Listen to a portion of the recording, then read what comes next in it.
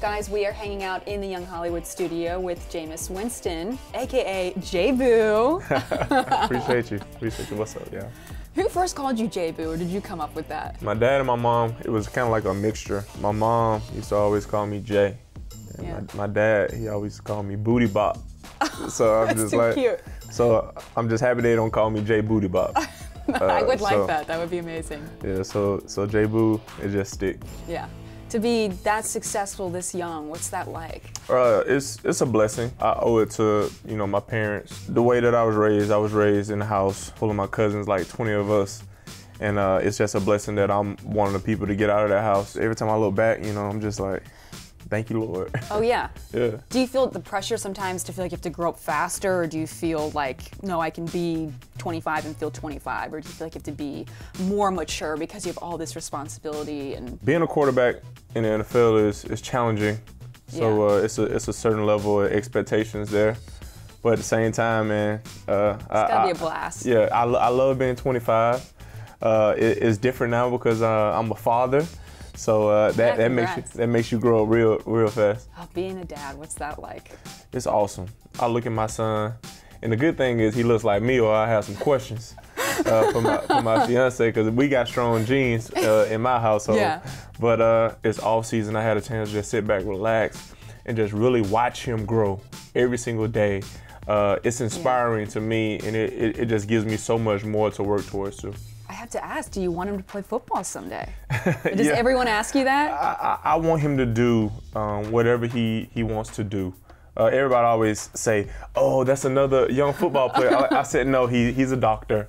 Don't put that on him just yet. Yeah. I just want him to be happy, stay healthy, and just love life. That's good. Do you think your life would have been different if you hadn't played football? My dream job before football was actually to be a podiatrist. Really? Yeah, I wanted to be a foot doctor because my dad, sorry dad, but he got terrible feet, right? Yeah. And my grandmother, she was a type 2 diabetic. Oh, wow. So I've been with her a lot. I actually got a chance to sit in surgery with my dad when he was getting some corns taken off or shaved down. Oh, wow. By this lady named Cynthia Hobby. And she was really my first role model. When I was growing up, bro, I was looking up like schools, just podiatry schools, like, and I looked up Barry University, and that was in Miami, and I was just like, I'm going to Miami. You're kidding, that's so interesting. And then I'm gonna go to podiatry school at Barry University, yeah. and I'm gonna be the best foot doctor in the world because Miss Cynthia is the best foot doctor in the world. So, yeah. How your feet doing? My feet, hey, if I take these socks off right now, I probably got some of the best athletic feet you've ever seen in your life. And also, going back to football, you have a new coach, Coach Bruce. How's it going? It's exciting. It's very exciting just to be with someone who I know believes in me wholeheartedly.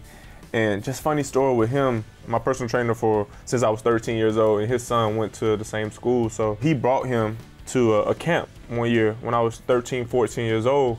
And I got a chance to meet Bruce when I was 13, 14 years old, and he actually showed me his Super Bowl ring.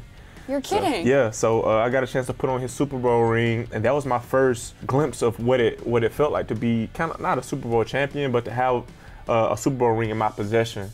So things come around full circle. Now I'm that quarterback who was at his camp playing quarterback. Now I get a chance to play for this guy, and this guy who not only seen me play, but knew me as a kid. And kids too, you have been working with a lot of kids for your youth camp. Does it remind you of yourself when they aspire to be someone just like you? My whole thing is just pouring into them, giving them all I got, so they can be all that they want to be. That's good. Okay, before we end the segment, I have to ask the most important question. What can you tell us about Princess Tootsie?